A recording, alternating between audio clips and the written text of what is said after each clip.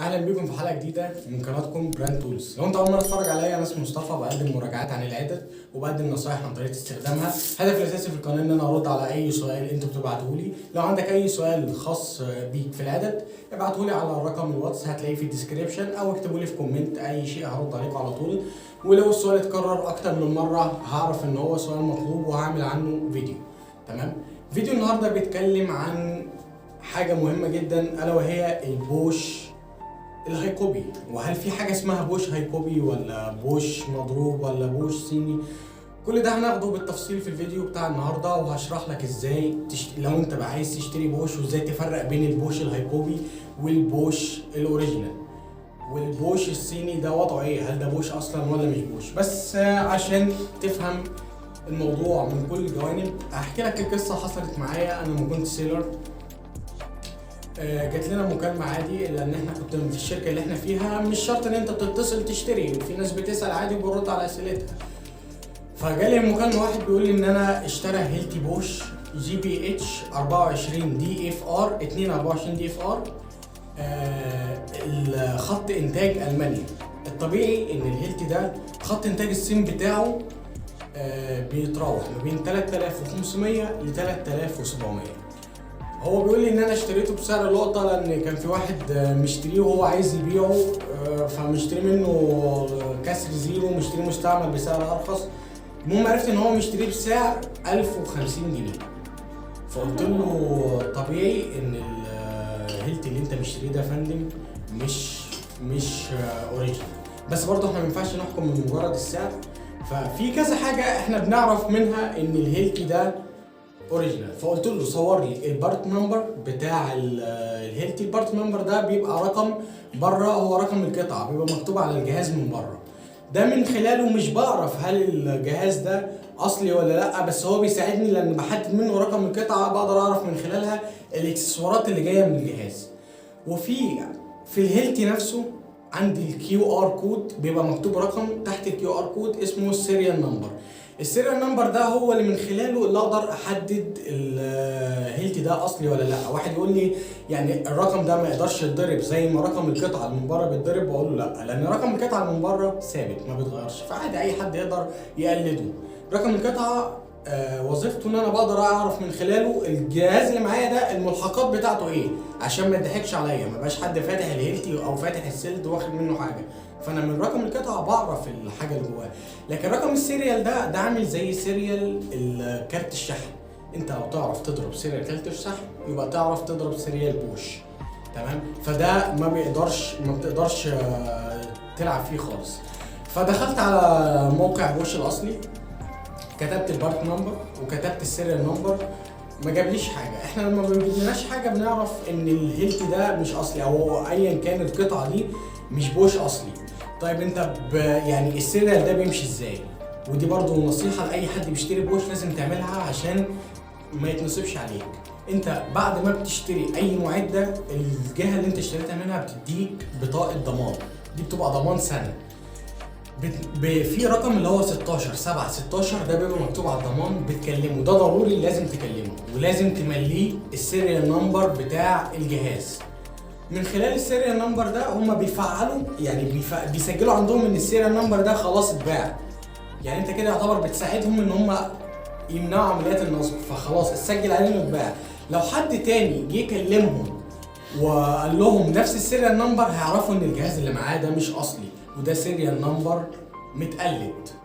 تمام. فحته ان انت بتشتري لازم وانت بتشتري بعد ما تخلص شراء تكلم بوش ضروري. في ناس بتكنسل الموضوع ده، بس الموضوع ده هيفيدك فيما بعد في الصيانه وفي الضمان. تمام. لما جه هو ملاني السيريال نمبر، انا اصلا استغربت منه لان هو كان رقم موبايل، ومعروف ان السيريال نمبر بوش على اقل حاجه بيبقى تقريبا 15 او 16 رقم. فيعني انا في الحاجه زي كده خدني الفضول الصراحه، سجلت الرقم عندي، وبعد الشغل قلت ايه اتكلم خاص من عندنا اشوف ايه الرقم ده. يعني انا ما كنتش اظن ان هو رقم موبايل صحيح، اتفاجأت بقى ان هو رقم صحيح فعلا. ورد عليا شخص قال له السلام عليكم، حضرتك مين؟ قال له انا استاذ الفلاني الفلاني. قلت له طب بعد اذنك رقم موبايلك ده انا شفته في اعلان، ايه الخدمات اللي حضرتك بتقدمها؟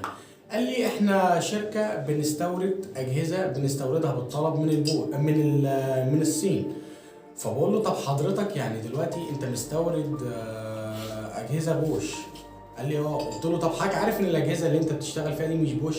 قال لي انا عارف، انا مجرد وكيل وسيط ما بين المشتري هنا في مصر وما بين المورد في الصين. فانا قلت لك الجزئيه دي ليه؟ عشان اعرفك ان الموضوع بقى في غايه السهوله. اي حد دلوقتي يقدر يعمل الماركه اللي هو عايزها ويستوردها عادي. حاجه تاني من الحاجات اللي ممكن تعرف منها اذا كان الهيلت اللي معاك ده اصلا ولا لا، وده اكتر حاجه استفزتني الصراحه، لان هو بعت لي صوره الشنطه من جوه. الهيلت معاه بونط، معاه 3 بونط 6 و8 و10، معاه اجنه، معاه مسمار، معاه ظرف. بوش ما بيجيش مع الحاجات دي خالص. بوش لو حطوا لك الفوطه بتاع البوش دي بتبقى كويس، لكن في الغالب ما بيحطوش اي حاجه الا اللهم الهيلت الكبير اللي هو بتاع التكسير في الخرسانات ده بيحطوا لك معاه مسمار بس. غير كده بوش ما بيجيش معاه اي اكسسوارز، حتى السنافر والحاجات دي كلها بتبقى حاجات بسيطه اللي معاها، لكن مش هيجي لي اجنه ومسمار. الحاجات دي في بوش اصلا بمبلغ، فهو مش هيحطها لك ضمن الهيلت دي. الا برضو يعني في موديلات، يعني مش اي موديل بوش تفتحه تلاقي جواه بونط تقول لا ده مضروب. لا، في موديلات في انا اسف قطع بيجي فيها. طب بتعرف منين انت بقى الاكسسوارز اللي بتيجي معاك؟ من البارت نمبر اللي انا قلت لك عليه ده، دايما بيبتدي ب 606، هتلاقيه على السيلد من بره. تمام؟ ده من خلال البارت نمبر ده بتخش على بوش وتكتبه، بيجيب لك القطعه دي معاها ايه بالظبط. تمام؟ عشان تعرف اذا كان التاجر اللي انت اشتريت منه مديك القطعه زي ما هي ولا واخد منك حاجه. تمام؟ غير كده ان من مخاطر ان انت تشتري بوش مش بروفيشنال، ان الماتيريال بتاعته اولا بتبقى رديئه، ما بتبقاش كويسه. يعني اللي يقول لك بوش هاي كوبي، ما فيش حاجه اسمها بوش هاي كوبي. ده زي ما قلت لك مصنع في الصين بيعمل حاجه بالمواصفات اللي انت طالبها منه ويحط لك عليها الاسم اللي انت عايزه ويبعتها لك، وتبقى في الغالب بربع السعر اللي انت بتشتريه ده. تمام؟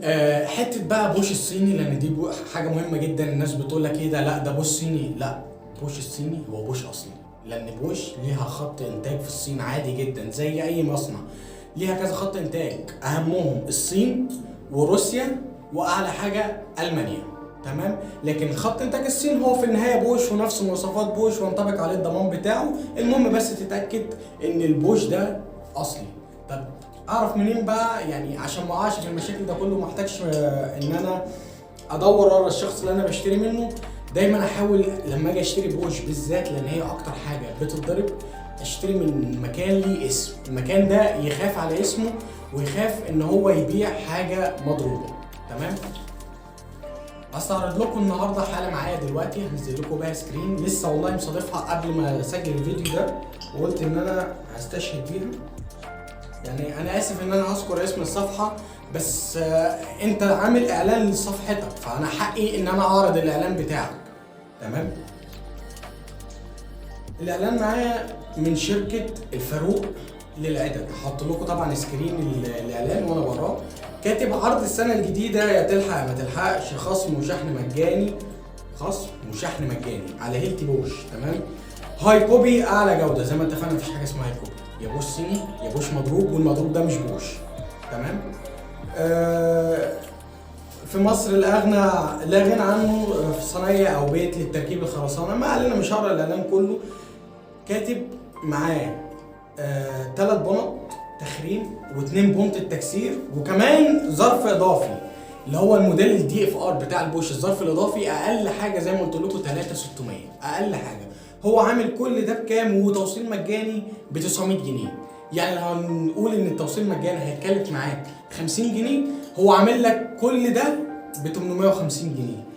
فطبعا دي حاجه ما يصدقهاش اي حد عاقل، اي حد بيفهم. دي حاجه ما يصدقهاش عاقل. فطبعا انا اقول لكم حل كويس. الناس مثلا اللي انت واحد يقول لي طب ما انا اجيب بوش هاي كوبي تقليد، في النهايه هبقى موارب ليه وبسعر قليل؟ لا، مش هبقى موارب ليه، كمان هتاخد حاجه لا انت تعرف لها ضمان ولا تعرف لها صيانه. ده هو كاتب لي ضمان سنتين، حضرتك بوش نفسها بتدي ضمان سنه واحده، انت حاطط ضمان سنتين ازاي؟ تمام؟ ففي حل هستعرض لكم الفيديو اللي جاي ان شاء الله. انتظروني في خلال يومين او 3 الفيديو اللي جاي هينزل.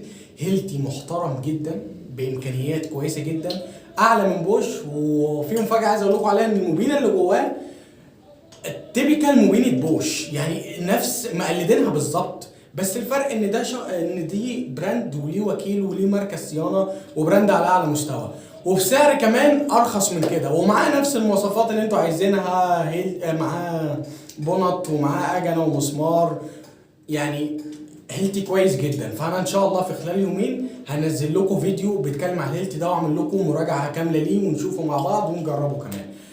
فبس ده كل حاجه الفيديو النهارده. لو استفدت من الفيديو ما تنساش تعملها لايك، لان هو بيساعد جدا يا جماعه على الانتشار. يعني انا عندي فيديو على القناه جايب 1300 مشاهده بس تقريبا 30 لايك، فاللايك بيساعد. لو حضرتك استفدت من الفيديو ارجوك اعمل لنا لايك واشترك في القناه.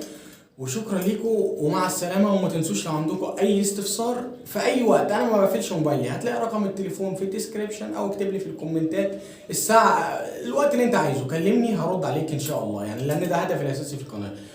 والسلام عليكم ورحمه الله وبركاته.